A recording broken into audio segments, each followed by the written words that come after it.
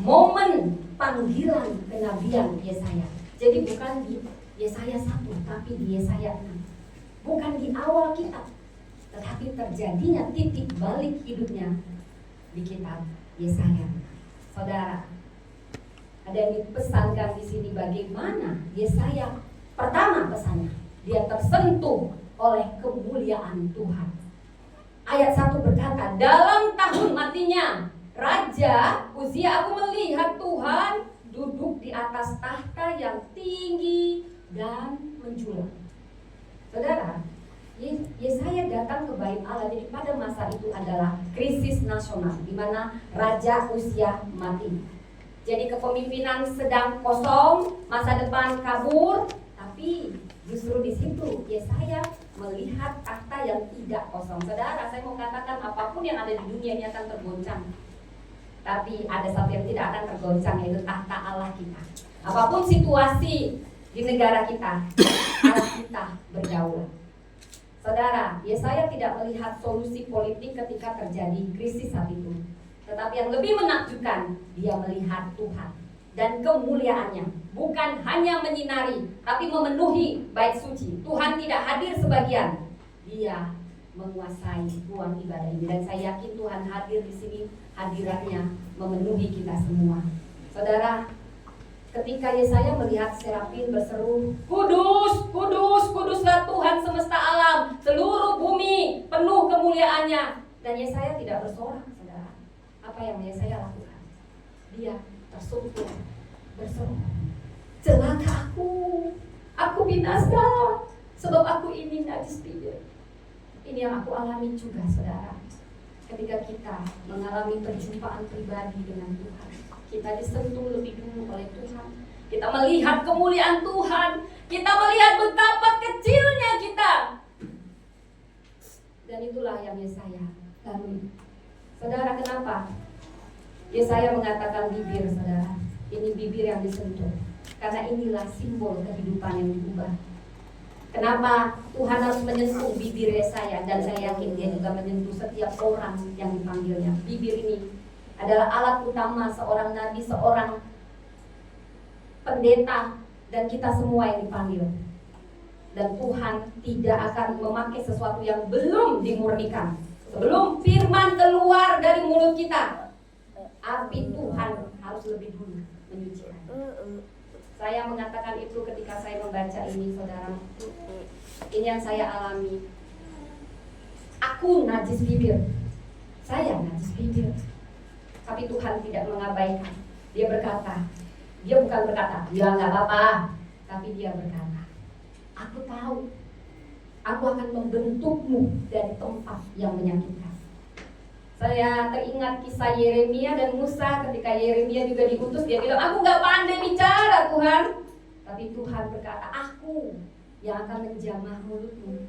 Musa juga buat alasan. Saya sebenarnya juga punya banyak alasan. Saudara, saya mau jujur. Musa katakan, aku berat lidah. Tapi Tuhan menjawab, bukankah aku yang menjadikan lidah manusia? Tuhan selalu menyentuh titik kelemahan kita untuk menjadikannya kekuatan surga. Tuhan tidak melewati kelemahan setiap kita, dia menyentuhnya, dan di situ dia akan menyatakan kuasanya. Penglihatan akan kemuliaan Tuhan bukan sekedar dikagumi, tapi ini akan membongkar kita. Musa segera menanggalkan kasutnya di hadapan semak yang menyala. Petrus langsung berlutut dan berkata, Tuhan, hanyalah aku orang berdosa. Saya yakin kita semua juga yang tersentuh dengan pengalaman pribadi. Ketika kita melihat kemuliaan Tuhan, betapa kecilnya kita. Pelayanan sebelum dimulai, kita harus berjumpa dalam hadirat Tuhan. Sebelum ada otoritas mimbar, harus ada pertemuan di altar. Pesan yang kedua, saudara, yang saya tangkap dari sini, kita semua setelah tersentuh, kita akan terbentuk oleh bara dari mezbahnya. Ayat 6 berkata, lalu serafin itu terbang mendapatkan aku, di tangannya ada bara yang diambil dengan pejepit dari mezbah. Yesaya sudah hancur, tetapi Allah tidak membiarkan dia hancur. dari mezbah Tuhan menyentuh bibirnya. Bara dari mezbah ini tidak membakar untuk menghukum, tetapi sebaliknya untuk menyucikan, memurnikan sebelum diputus. Apa maksudnya bara dari mezbah? Itu bicara hasil dari pengorbanan. Mezbah, tempat darah ditumpahkan demi pengampunan. Dan saat ini mezbah itu menunjuk pada salib Kristus. Dan bara itu kuasa pengampunan, penyucian yang keluar dari korban kasih. Yesaya tidak dibentuk oleh motivasi pelayanan, dan saya yakin kita semua juga, tetapi oleh bara yang panas, yang menyakitkan, tetapi memurnikan. Bara dari mezbah tidak membakar untuk menghukum, tetapi menyucikan untuk mengutus. Saudara, bara itu lambang anugerah pengampunan Tuhan. Ketika Tuhan menyentuh hidup kita dan menyentuh hidup saya dan menyentuh hidup setiap kita, saya yakin itu bukan untuk menghancurkan, tetapi untuk membersihkan dari dosa, untuk menyembuhkan luka, dan untuk mengutus kita dengan kuasa surga. Yang belum dibakar di altar belum layak naik ke mimbar. Dibakar di altar maksudnya apa? Ini bahasa simbolis. Ini proses pemurnian pribadi, pertobatan sejati, penyerahan total, perjumpaan yang mentransformasi kita di hadapan Allah. Kita tidak bisa menyampaikan firman Tuhan dengan otoritas rohani jika belum pernah dibentuk dalam hadirat Tuhan. Mimbar ini bukan tempat ambisi, ini tempat suci untuk suara Allah. Seorang pelayan yang sejati akan lebih dulu dibakar oleh api Tuhan, dibakar egonya, dibakar dosa dan ambisi pribadinya, hangus di altar, baru layak menyampaikan firman kepada umat. Saudara, Yesaya tidak dibungkam, dia dipulihkan. Tuhan menyentuh bibirnya yang kata kayak, aku najis bibir. Itu juga yang aku katakan, Tuhan, aku najis bibir. Kita akan dimurnikan. Dan seperti Tuhan bicara, kesalahanmu dihapus, dosamu diampuni. Ini bukan basa-basi pengampunan, tapi ini proklamasi surgawi seperti emas murni. Saudara, dapat ini yang pakai emas, saudara? Ya, ada emas buatan, ya kayak yang saya pakai ini emas buatan, saudara ya. Jangan percaya yang kuning itu semua emas, ada emas buatan. Saya mau jujur ya, saya sering pakai emas buatan. Tapi Anda mau tahu, emas murni itu tidak akan ditemukan di etalase, tapi itu ditunggu api. Api bicara proses. Kan, hamba Tuhan akan diproses. Kita semua diproses. Saudara, pelayanan tanpa penyucian adalah panggung tanpa otoritas. Kita harus dibentuk di mezbah sebelum dibentuk di pelayanan. Dan yang ketiga, setelah kita disentuh, dibentuk, dimurnikan, barulah kita terutus menjadi suara surga. Saya tidak akan panjang, saudara, karena akan banyak proses lagi. Tetapi yang saya mau, terutus itu ditekankan di ayat 8. Lalu aku mendengar suara Tuhan berkata, siapakah yang akan kuutus? Maka sautku, ini aku, utuslah aku. Saudara, mungkin saya ditapiskan saat ini, tapi saya percaya firman itu berkuasa untuk kita semua. Ini aku, utuslah aku. Tuhan tidak memberi perintah, dia sedang memberi pertanyaan. Bukan perintah, pergi. Tapi dia bertanya dan menanti suara yang datang dari hati setelah disentuh dan dibentuk. Dan Yesaya menjawab bukan karena dia tahu semua tujuan. Sama seperti saya, banyak yang saya tidak tahu, saudara. Sering ku tak mengerti jalan-jalan-Mu Tuhan, bagai di belantara yang kelam. Saudara, kalau dengar itu saya nangis. Saya memakai coba ini, saya nangis. Saya tidak tahu apa ke depan. Saya merespon ketika saya melihat betapa kecilnya saya. Saya yakin juga firman itu buat kita semua. Tapi dia membentuk kita bukan untuk menghancurkan. Kita dimurnikan karena dia ingin mengutus kita. Mungkin kita tidak tahu banyak hal, sama seperti saya juga, tapi saya percaya sehingga saya katakan, ya Tuhan, seperti Yesaya berkata, ya ini aku Tuhan, utuslah aku. Saya berharap kita juga menjawab yang sama. Bila kita sudah melihat kemuliaan Tuhan, kita tidak perlu tahu semua rutenya, tapi kita tahu siapa yang mengutus kita itu. Tuhan yang mengutus adalah pribadi yang setia. Seperti Yesaya tidak menawar, tidak menunda, dia hanya berkata, ini aku. Ini seruan hamba, tanda berserah. Dan sedang saat itu Yesaya bukan sekedar nabi, ia menjadi suara surgawi. Saudara, pelayanan bukan soal kesiapan, tapi kesediaan. Tuhan memanggil bukan yang sempurna, tapi yang berserah. Tuhan tidak mencari yang mampu, tapi yang mau, karena yang memampukan adalah Dia. Dari sini kita bisa belajar dari kitab Yesaya 6 khususnya. Ini adalah panggung ilahi tempat 3 hal besar terjadi. Ini pesan hari ini. Seperti Yesaya tersentuh, kita semua tersentuh oleh kemuliaan Tuhan. Walau mungkin kita tidak menemukan jawaban, kita seperti Yesaya tidak menemukan jawaban politis, tapi yang paling penting kita mengalami perjumpaan ilahi. Dan yang kedua, kita semua akan dibentuk oleh bara dari mezbah.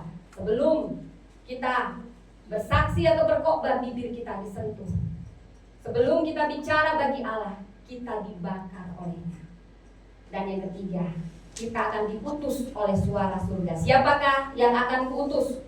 Ini bukan pertanyaan retoris, ini undangan surga. Saudara, hari ini saya tidak hanya sekedar membacakan atau menyampaikan firman Tuhan, tapi saya menghidupinya.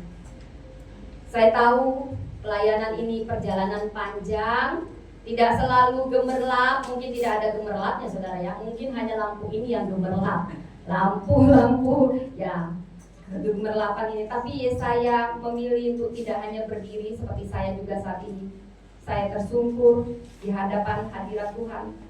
Saya memilih untuk disucikan, bukan dikagumi, diutus, bukan hanya ditampilkan. Yesaya 6, cermin dari panggilan saya.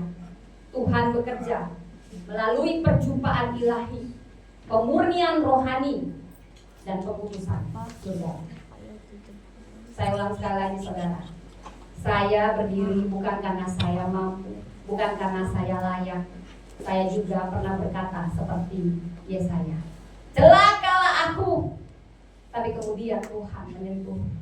Saya yakin Dia juga menyentuh kita semua dan akan membentuk kita pribadi lepas pribadi. Dan kita mendengar suaranya. Ini semua bukan hanya untuk saya, ini untuk kita semua saudara. Siapa yang mau pergi untuk aku? Mari kita berkata, ini aku, utuslah aku. Jadi saya akan menutup ini dengan pernyataan setelah penabisan ini saudara. Saya tidak berdiri karena layak, tapi karena dari mezbah yang telah menyentuh. Dan saya yakin kita juga mengalaminya. Saya tidak hidup untuk tampil, tapi untuk menyampaikan suara Tuhan kepada dunia. Mari kita berdoa. Terima kasih Bapa Surgawi. Terima kasih untuk firman-Mu yang menyentuh hati kami, membentuk batin kami, dan meneguhkan panggilan hidup kami. Biarlah kasih kepadamu menjadi nyala api dalam setiap langkah pelayanan kami. Jadikan kami gembala yang setia, pemimpin yang setia, bukan karena kami mampu, tapi karena Engkau yang mengasihi kami lebih dulu dan kami tahu Engkau yang memanggil kami adalah setia. Dan kiranya hari ini kami tidak hanya menjadi pendengar, kami menghidupi dan menjadi pelaku firman yang siap melayani dan mengorbankan hidup kami demi kerajaan Allah. Dalam nama Tuhan Yesus kami berdoa. Amin. Kita akan bernyanyi dari Kidung Jemaat 49 ayat 1 sampai 3. Firman Allah jaya.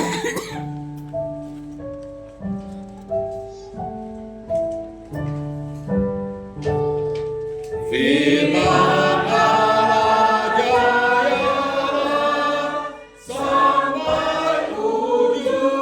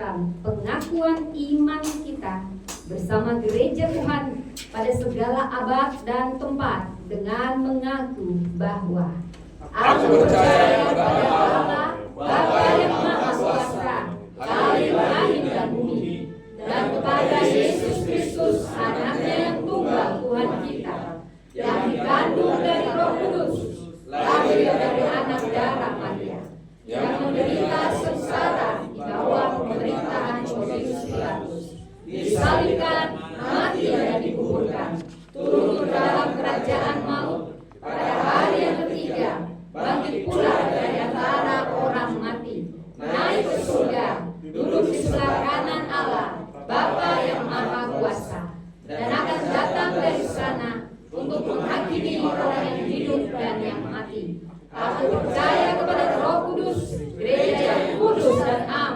persekutuan orang kudus, pengampunan dosa, kebangkitan daging, dan hidup yang kekal. Amin.